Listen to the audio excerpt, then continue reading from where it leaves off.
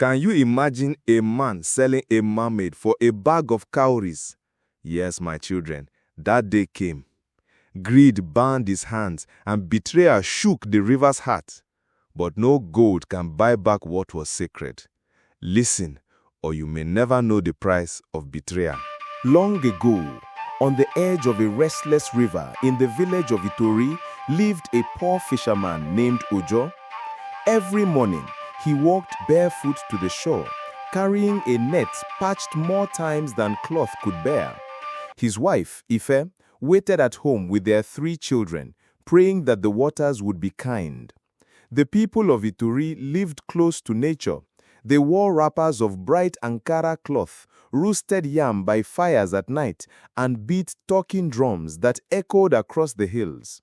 But behind their laughter was hunger, for the sea had grown stingy, returning nets heavy with only seaweed. Ujo's children often went to bed with empty stomachs, and his heart grew weary. One dawn, under a pale gray sky, he cast his net deep into the foaming river, whispering, "Great waters, feed my family today." When he pulled it up, his arms trembled, not with fish, but with something extraordinary. In the net shimmered a creature unlike anything he had ever seen. Her skin glowed like polished bronze, her long hair floated like silk, and her eyes glistened like fresh raindrops. Below her waist stretched a tail of shining silver scales. It was a mermaid, caught and struggling, yet her voice rang soft as a flute. "Fisherman, release me, and blessings will flow into your home." Ujo staggered backward, torn between fear and awe. He remembered the stories the elders told by moonlight.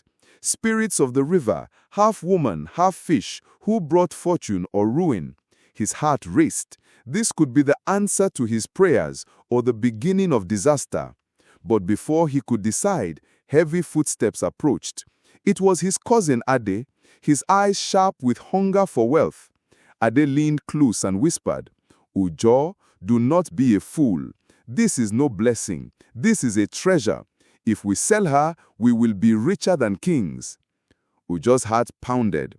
He looked at the mermaid's tear-filled eyes and then at his cousin's greedy grin. Ade had always been the louder one, the talker in the family, the man who dreamed of riches without work. Ujo was gentler, a man who loved the sea and feared the gods. But hunger changes a man. Ujo thought of his children's hollow cheeks, of Ife's tired eyes, and of the debt he owed in cowries. The mermaid's voice was soft, pleading, "Release me, and your nets will never be empty again." Ade's voice was louder, tempting. "Keep her, and traders from the city will pay more gold than you can count. Think of your children wearing fine clothes, eating goat meat every night." The fisherman's hands shook. Compassion wrestled with desperation. Finally, weakness won. Together they dragged the mermaid ashore, binding her with ropes like an animal. Her silver tail thrashed, her cries echoing into the forest, but the men hardened their hearts. Villagers soon gathered, whispering in awe. Some gasped and crossed themselves with charms of cowries and beads. Old Mama Tinu, the village herbalist, shouted, "Do not anger the river spirits. Release her before it is too late." But Ade silenced her with laughter. "Superstition," he sneered. "This beauty will make us rich." Ujo avoided the mermaid's gaze, for every tear she shed burned his soul. By midday, word had traveled beyond Ituri. Traders from the city came, their robes woven with fine silk, their sandals polished. They gasped when they saw the mermaid, bound and helpless. They said, "We will pay you 1,000,000 cowries. She will be our prize, a jewel for kings and queens to marvel at." Ujo's knees weakened. 1,000,000 cowries. With such wealth, his children would never hunger again. He could buy land, goats, and even a brick house with a red roof. Ade's eyes sparkled like fire. "Sold!" he cried, before Ujo could speak. The heavy bags of cowries were placed before them, clinking with promises of plenty.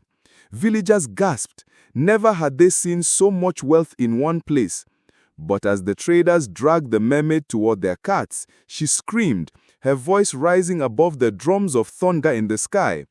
"You betray me, fisherman. You betray life itself. Wealth bought with tears will drown you in sorrow." The villagers shivered. Children hid behind their mothers. But Ade clapped Ojo on the back.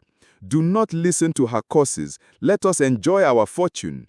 Yet in Ojo's chest, guilt gnawed like termites on wood. That night, as cowries jingled in his pouch, he could not sleep. He heard her cries in his dreams, echoing through the restless waters. The night after the mermaid's sail was unlike any other. Clouds gathered black and swollen, swallowing the stars. A hot wind blew across the village, carrying the smell of salt and storm. The people of Ituri gathered in their huts, whispering in fear, as lightning flashed like blades in the sky. Then came the thunder, louder than drums, shaking the very earth. Ojo lay awake, clutching Ife's hand. He remembered the mermaid's warning, and dread clawed his stomach. Ade, however, sang drunkenly, counting cowries by the fire. "Let the skies roar," he laughed. "Our pockets are full, and fortune smiles at us." But when the first wave struck, the laughter ended. The river rose higher than palm trees, swallowing canoes, goats, and huts. Families screamed, clutching their children. Ujo's own house shook as water seeped through the walls. Then a voice boomed across the storm, deeper than thunder. "You sold my daughter for gold. From this day your wealth shall turn to ashes, your harvest to dust, your children to tears." It was the river goddess, the mother of the mermaid, her eyes glowing like fireflies in the storm. The people fell to their knees, trembling. Ujo wept, knowing the curse had begun. By morning, the village lay in ruins. Roofs were torn away, yam barns collapsed, and fields were flooded with salt water. The million cowries that Ojo and Ade had received vanished as if blown by the wind. Ojo searched desperately, but the bags were empty, filled only with sand. Ade raged, kicking the ground. "No curse can steal my wealth. It must be thieves." But the people knew better. Mama Tinu shook her head. "You cannot chain the daughter of the river without angering her mother." The famine that followed was cruel. Fishermen returned with nets of bones. The once green farmlands grew barren. Children wailed from hunger, and mothers rocked them helplessly under the baobab tree. Ujo's heart broke, watching his wife Ife beg for scraps. At night, he walked the shoreline, pleading into the waves. "Great Mother, forgive me. Spare my people. Punish me, not them." But the waters gave no answer, only the cold slap of waves against rock.